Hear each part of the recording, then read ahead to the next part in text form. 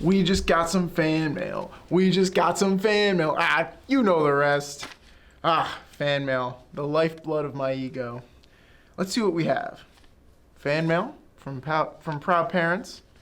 Always a pleasure. Ooh, more fan mail. Ooh, some raunchy fan mail. Gotta save that one for later. And, what's this? Who could this be from? Cease and desist?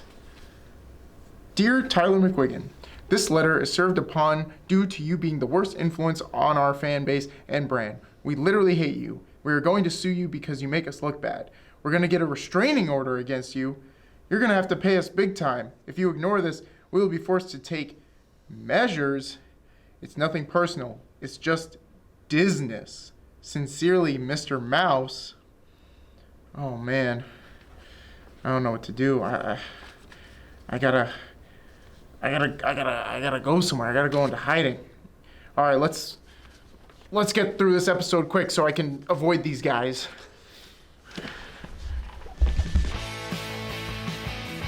Welcome to Studio A, MCTV's original variety show, starring Tyler McGuigan,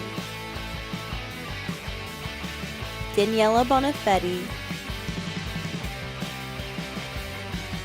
Chris Smith, Val Cervello, and Evan Denome. Tonight's trending topics panel, Gabby Guerrero.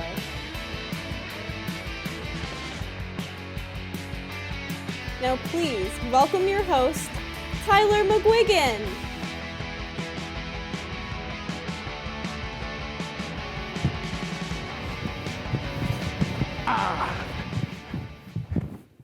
Hello to you all one last time. Yes, this will unfortunately be my last episode. This show has been such a fun journey for me, but school is getting hectic for my last semester, so I have to step down. Luckily, we found a great new host for you. After having 2 whole people audition, we finally decided on my good friend, Danny Bonifetti. Come on out, Danny. Hey! I thought we were going, all right, yeah, all right. Hello, everyone. I am Daniela Bonifetti, and I will be your new host. Yes, we're so excited to have her as the new host. Well, Danny, we gotta do this monologue together. Absolutely. So, what do you want to talk about? Well, I mean, the Super Bowl was last Sunday. Right, it was. Yeah, let's talk about that. We'll talk about that. So the thing is, I don't really know like the premise of football, so we're gonna focus not on the actual game, right? Yeah. I mean, I know about football, but I don't really you don't have to care. lie. I don't really care about football. I'm not. I mean, I just don't watch it. You know. No, I get it. I didn't even know who was in the Super Bowl until like the weekend. I guessed before. it was the Cardinals. Yeah. Anyway, how about the halftime show though? That was a loaded performance, but there were some weird choices made during that show, to say the least. Yes, I was actually watching the halftime show with Tyler at work, as you do at work, and he pointed out the picture of Snoop Dogg turning into an actual dog hanging on the wall. But I think they did this in case children born in the 2010s were watching the Super Bowl, so that they could get some clarity as to who the dude in Aladdin's magic carpet was. Although I literally know 2 songs, maybe, by Snoop, I love him with my whole heart and soul. This man truly had us thinking weed was legal since we were children. I actually have a vivid memory of singing Young, Wild, and Free in the 5th grade bathroom with my other child friends. Do you know how cool that felt? Way cooler than what I was. An overweight tomboy who went home and played Wizard 101 with her bird, Raymond. Danny, admittedly, that's not as cool as Snoop Dogg, but it's still cooler than that dude playing a guitar on a sofa. I'm sorry, he tried to make it look so cool, but it really just wasn't. I feel like he was gonna ask me to watch Pulp Fiction or something and touch my leg. But another thing I love about Snoop is that he has a PBR.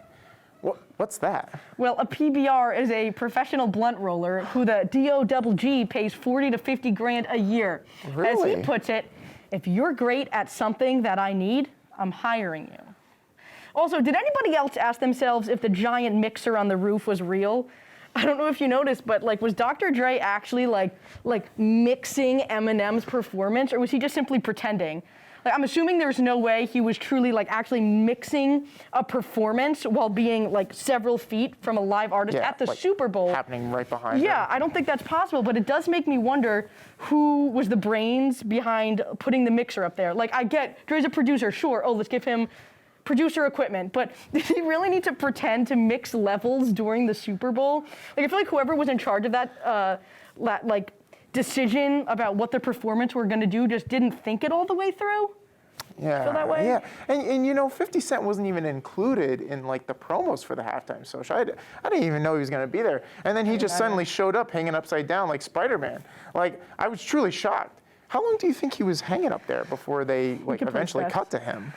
You know, and then when Mary J. Blige, I don't know, finished her performance, she simply just fell on the floor. She death dropped. She just knocked Yeah, out. just like this poor woman, in fact, literally just fell onto the ground, and then they just cut to the next artist. I don't know if that was like intentional. I don't know, It didn't look intentional. but speaking of the next artist, then of course Kendrick emerged from a box, because that's what makes sense. How else would he get there if he was not shipped to the Super Bowl in a box? Was it express ship? I don't know. And then when the other guys were performing, whoever had all of these good ideas, they just ran out of good ideas. And then it just cut to 50 Cent and Mary J. Blige straight chilling on the couch. They were like, I don't know what to do next. And they're like, just put a couch. Just like just this. have them sit. Yeah. Maybe just sit. Yeah, there was so much going on in that performance. Just like an episode of Studio A. Like, our episodes are packed. We got so much going on. Speaking of which, we got to move on with the show. Up next, we have an interview. Do we have an interview guest for this episode? Oh boy, do we. Stay tuned. Who? We'll get to it. Hello, everyone. We are back, and we are here with your favorite host, Tyler McWiggin. Tyler, welcome to the interview portion of the show. Hello. I was not expecting to be interviewed this episode. Well, you don't sound too enthusiastic about it. I guess I don't open up that much on this show. Well, this is a About my perfect personal life. time, place, and position to do so. So, Tyler, tell me, you've been doing this for 3 years now, right? Mm-hmm. So, can you tell us how you landed this job as the beloved host of Studio A? I don't think a lot of us know, and I would love to know. Well, you see, I like to have people think that like I really earned this position. Right. And you know, because I was just that good and that funny. To be honest, it was just given to me. My friend, the awesome Zach Garon, who was the old Studio A producer before Chelsea came on. The old host left, and you know they wanted a new one, and they didn't even have auditions. He just came up to me, and because I was kind of like a goofball friend of his, and he was like, Classic goofball. Would you like to be host of Studio A? And I was like, hell yeah! Right. So that kind of segues into my next question. Who was the host of Studio A before you? Before me, it feels so long ago now because I've been doing this for 3 years. The host before me was my good friend John Osborne. He is actually, believe it or not, from my hometown in New Jersey, which I did not know until like a couple months into school. Interesting. Yeah, Now, he said my hometown, Cedar Grove, and I was like, oh, you know Cedar Grove? I'm from Cedar Grove. But he was a senior when I was a freshman, and so we became friends. Hung out with him a lot, and he was the old host. Yeah. You know, interestingly enough, although I'm not from Cedar Grove, I feel like I've mentioned this to you before. I went to as a child, a Pokemon League, which is where a bunch of nerdy children would gather and buy Pokemon cards and compete with each other. And that's where I learned how to play the Pokemon card or the Pokemon trading card game. I'm still quite good at it if you ever would like to play. Yeah, that was Time Warp Comics. Time Warp Comics. I've been Shout there out to Time Warp Comics in Cedar Grove, New Jersey. on Pompton Avenue. Absolutely. Yeah. It was I've gone there a bunch of times. It's a great place. So Never for Pokemon though. Yeah. Well, Nerd. it's okay. I'm just kidding. we'll work you up to that. So since your time here, have you made any like notable contributions to Studio A? Because this is your time to flex. So if you have, maybe a show that you've pitched or ideas that have kind of contributed to making the show what it is, now's your time to just kind of let it all. Look, I really let this show to be an opportunity for like general members to pitch their ideas. Sure. So I feel like a lot of the out of studio stuff wasn't necessarily my idea. Like we all talk about it in writer's room. Although I will say, you and I both, I feel like we both separately, like we did not talk to each other about it, but we both separately came up with your idea for the food review. Like I remember thinking like, oh, Denny does food reviews on her Snapchat. In fact, and I was like, that'd be a great idea for a segment on Studio A. And I've had other ideas for segments, and we've never actually done them. But I have come up with some cold opens, and those are funny. Cool. If you guys remember the presidential debate one, I think that was one that I was like, I had in my mind. I was like, I want to do this. Also the Batman one, where you recreate the Robert Pattinson test footage, because I've always wanted to be Batman. So. Well, I think you're a great Batman. Thank you. Would you like to share your favorite Studio A memory? Was it being Batman? Well, okay, I guess that kind of leads into that, yeah, because, that was a fun, I would say that moment was a particularly cool moment, because I remember the footage actually came out really well, and then I did this kind of blur effect when I started walking in, and I walked into focus, and like that was very reminiscent of the test footage that I was parodying. So like that was really good, and I got it all red and tinted. Okay. So cool. I think one of our funniest cold opens was, well, one, the presidential debate one. I had a lot of fun editing that, but then also our Scooby-Doo one. I think that was a great That one. was a great cold open. Sam and I both were like talking in the car, figuring out the script for that one. And I will say, I think by far my favorite episode as a whole that we've done is the most recent episode we did, was the Christmas episode. I really loved that episode. I loved sitting in front of the green screen with the fire. I liked doing the carrot in the box game. I liked doing the monologue with you, and doing the panel with Chelsea and Kate talking about Taylor Swift, which I knew nothing about.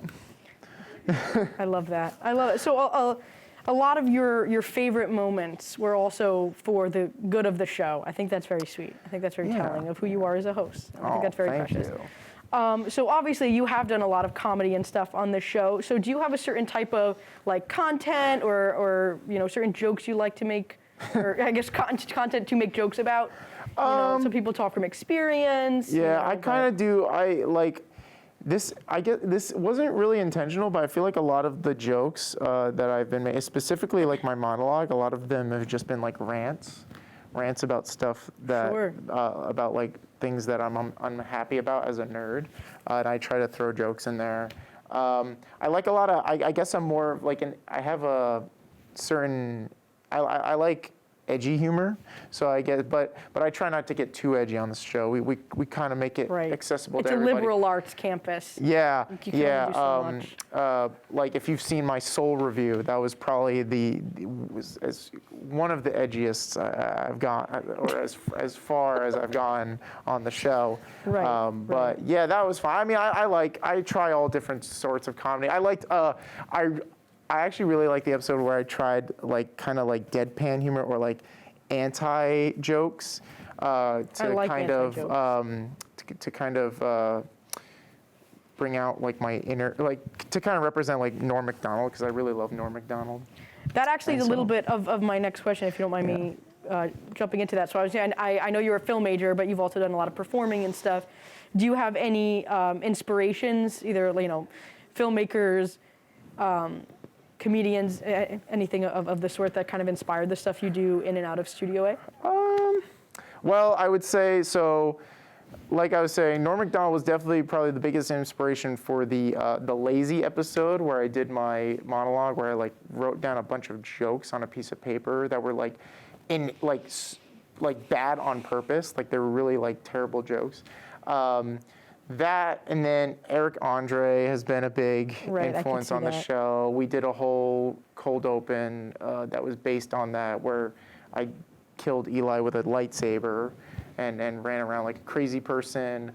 Yeah, I don't know. Like, we do a lot of parodies and stuff, and Right. we just kind of go off of what we're seeing in pop culture. Whatever's trending, we try to take that and try to make it funny. Kind of like SNL, but Yeah. I feel like we're a little better than SNL. I don't know. We're a little more fun here. Oh yeah, I could definitely see that. We don't, abuse interns. I'm not sure if that's a thing that SNL does. We also don't do cocaine. Yeah. I mean, look, I already have Disney coming after me. I don't need NBC coming after me as well. No, So, absolutely. I don't I'll think- keep my comments to a minimum. Yeah, I don't think we're in the right income bracket to do cocaine right now. Yeah, but, yeah, exactly. Maybe one day.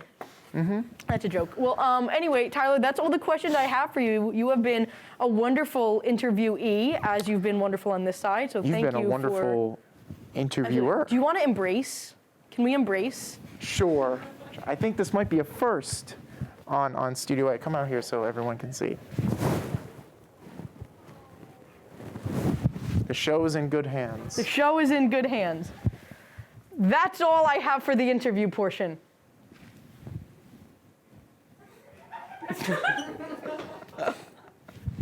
Can I? On this episode, to talk all things trending, we have Gabby Guerrero. Welcome, Gabby. Thank you.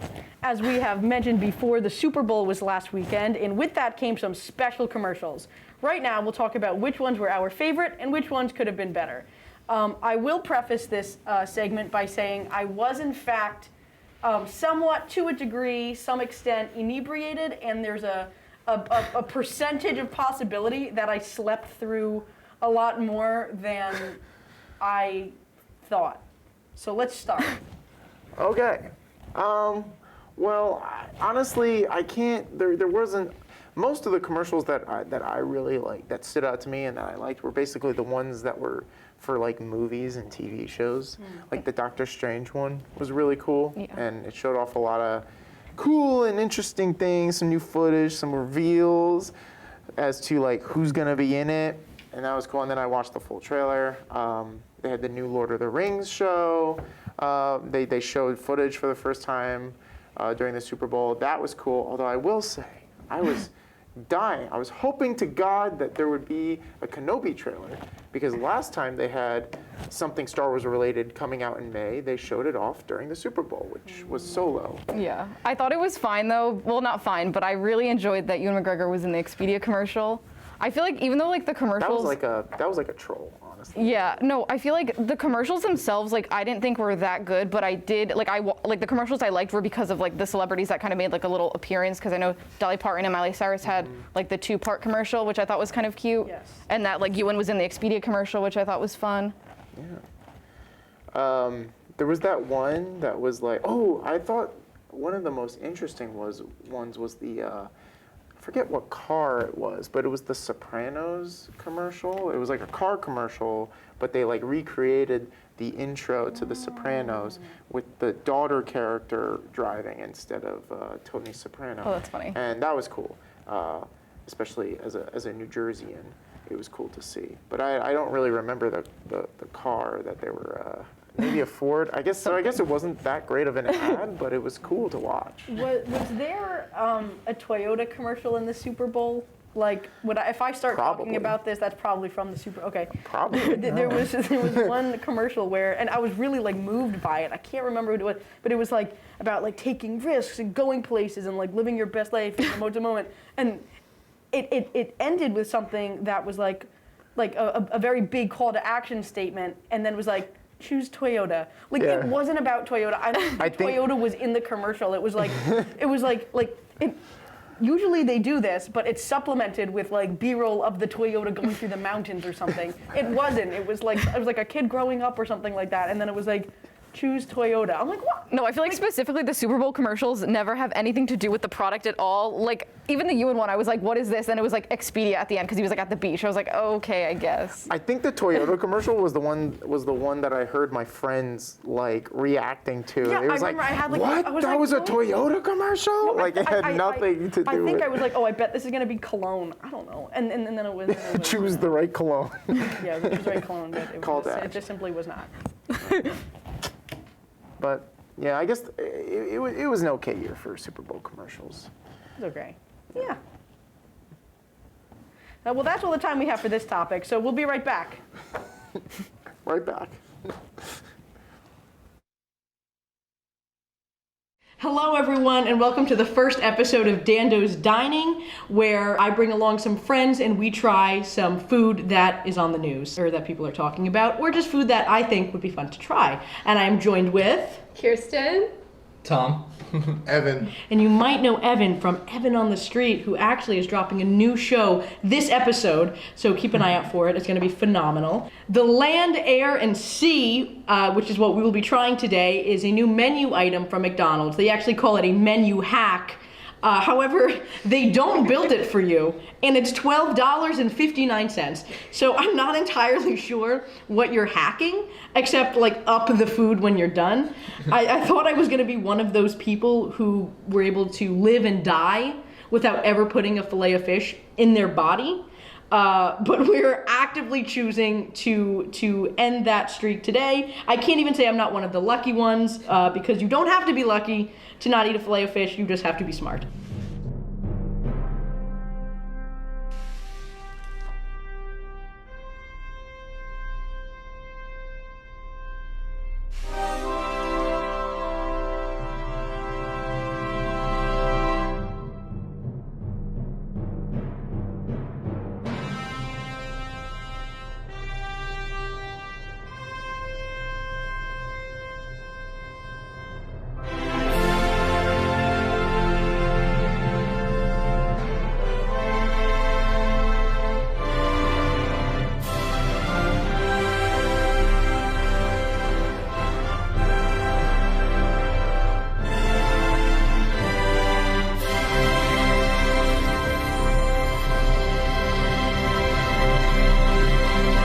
Are you guys ready? Are you scared? I'm so nervous for the fish. So just try to unhinge your jaw as much as possible. That's a big piece of cod.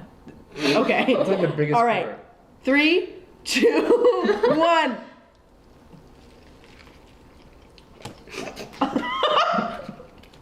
That's not bad, actually. It's not awful. I'm like, yeah. Good.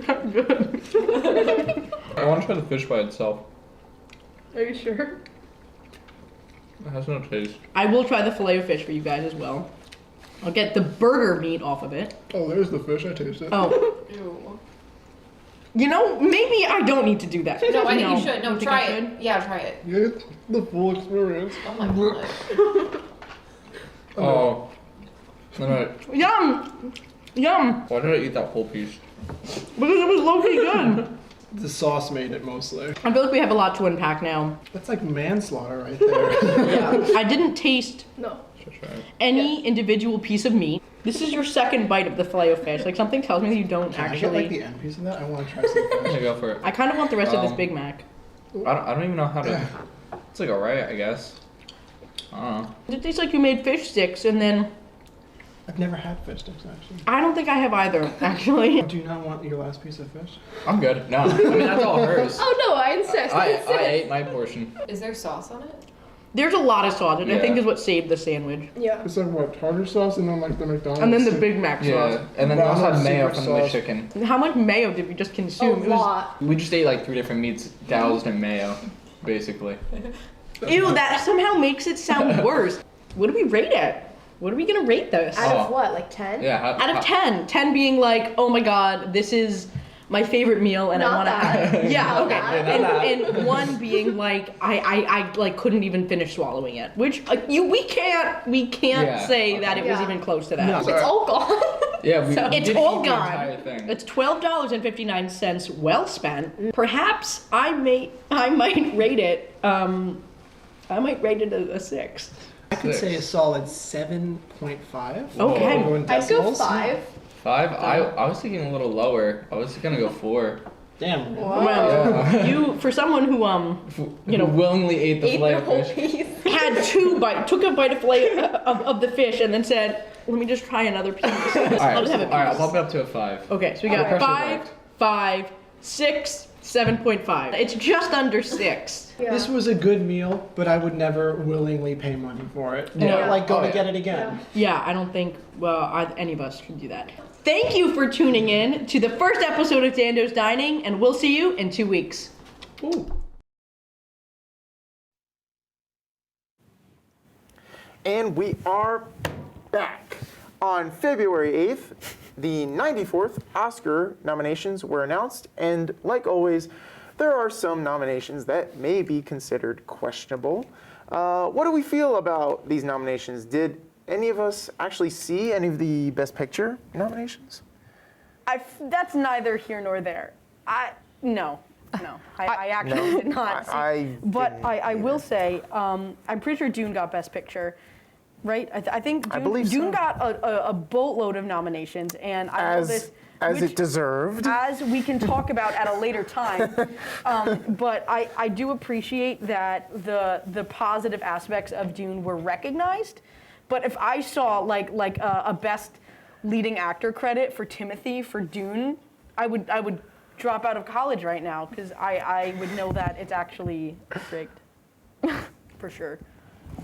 I think like obviously like I think a lot of people had said like Dune was really good if you had read the book, but like obviously like me and Danny saw it and we didn't read the book, so we were very lost, and like everyone was saying online it felt like it was like a perfume ad because no one was talking. It was just like a lot of like cinematography, which was really pretty. Which it was nominated for, along with editing Yeah. and along with Well, so that- along with so best then it- adapted screenplay. So I'm sure all 3 hours did a great job encompassing the first, 3 chapters of exposition. Which is what you should use 3 hours to do, right? You should use that to show the setting, nothing else, just the setting. Also, I saw that Spencer was nominated with Kristen Stewart, and I thought I had seen it. It was also a movie with zero talking. Another one that was like her she ate like pearls in like green soup. It was really strange. She looked good. She did look good, but I didn't get to see that one yet. That's actually one of the ones I that don't know I if I really would- want to see. I don't know if I'd recommend it. Really? Yeah. mean, if Because she I like looked that good. story a lot. She looked good, but however, it was like one of those things where it was a piece it came from like a different, it didn't have any kind of beginning. It was just like a clip of life. So it was like you didn't know like what led her to like have this like kind of like she was having like a panic attack essentially Okay. like for See- like most of it, but you didn't know why, and I didn't like that they just expected you again to know all the stuff. There was no exposition. See, I saw the Broadway musical, which goes a little more into that. So I Broadway feel like if I watched it, I probably would have more context. Okay, flex. It was a surprisingly good musical. Do you want to sing us a little tune?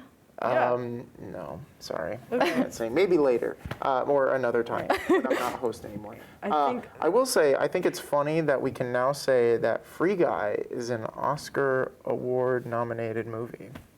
It got nominated for like special effects or something, which I guess it was okay. But that was such a mid movie. Like I'm just surprised that it got nominated for anything. I don't know how people find out about like good movies.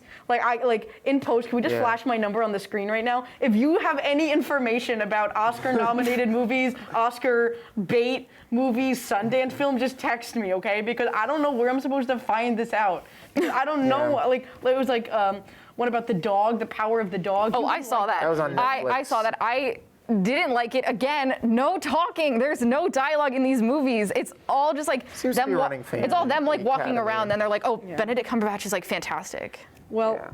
absolutely. But that's all the time we have for the panel. Thanks a bunch, Gabby, for hopping on this panel for this episode. Oh, you're so Now, welcome. stick around for our bi-weekly news update.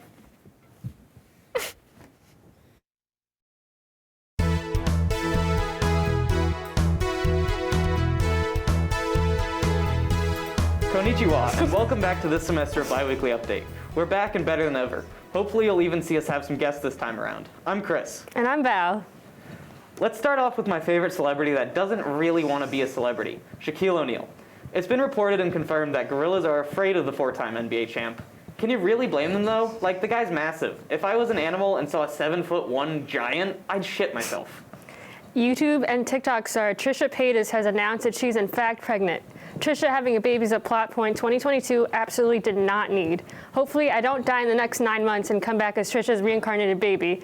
I feel like that baby might come out bedazzled just like her Keurig, which honestly doesn't sound too bad, so maybe being her reincarnated baby is my fate. Moving on. A drunk woman in the Orlando airport was recently arrested after a high-speed chase. She was denied access to the airplane after drinking and proceeded to get into a chase on her motorized suitcase. A bike cop chased her down. Imagine seeing that anywhere, let alone an airport. Like, what about the mall, you know? Imagine you see that and Paul Blart is chasing her down. I think that'd be a great movie to watch, but like, in real life, not so sure. Whether you're Team Kimye or Team Kim and Pete, you have probably seen Kanye West's Instagram post from this past week. I was just trying to enjoy a relaxing weekend when all I kept seeing was Kanye trying to tell every single person in the world that Pete Davidson, or should I say Skeet, is dating his ex-wife by posting fan edits of them. This is who some of you guys wanted as president. Meta recently threatened to discontinue Facebook and Instagram in Europe, and the EU replied by saying, life would be better without. Imagine going up against Mark Zuckerberg and being even colder than him. It's fine though, we all know he's been replaced by a lizard, so like we don't need to listen to him anymore, but really. Sorry for bringing up Kanye once again, but this is very important groundbreaking information you all should be very aware of, which is that Kanye West and Julia Fox have officially broken up. Julia Fox opened up about the breakup and said that he didn't like when I went goblin mode. Apparently, Julia enjoys creeping around her house and acting like a goblin. Not sure why Kanye wouldn't like that. Seems like the ideal woman, in my opinion. That's weird. A flight attendant recently hit an unruly passenger with a coffee pot. For once, coffee knocked someone out, even though it usually wakes people up. Unless you're my housemate, Evan. In that case, it just makes you take longer in the bathroom. Like, come on. Other people have to go too. Following the Super Bowl, the iconic Hollywood sign honors the Rams win by transforming the sign to say Rams House. I gotta make sure I win something soon in LA so it can say your mom or Val Slays.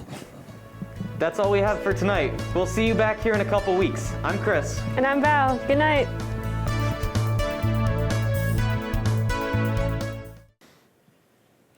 All right, that's all the time we have for now. We just want to thank our panelist, Gabby, for joining us. You can see our show on our YouTube page, MCTV HD. And don't forget to follow us on Instagram. Great job, Danny. You're a natural. See, you guys are in good hands. Well, y'all, this is where my journey ends. I've had so much fun hosting the show for the past 3 years. Correct me if I'm wrong, but I think I might be Studio A's longest running host. I think so. It was a pleasure of mine to hopefully entertain you, but now I must leave because this job has just become too overbearing. And also I seem to have pissed off a certain mouse a little too much, which reminds me you probably won't be able to contact me for about a year. All right, Danny, I leave this show to you, and I bid you all farewell. Stay awesome, okay? For one last time, for Studio A, I'm Tyler McGuigan. Take it sleazy, y'all. All right.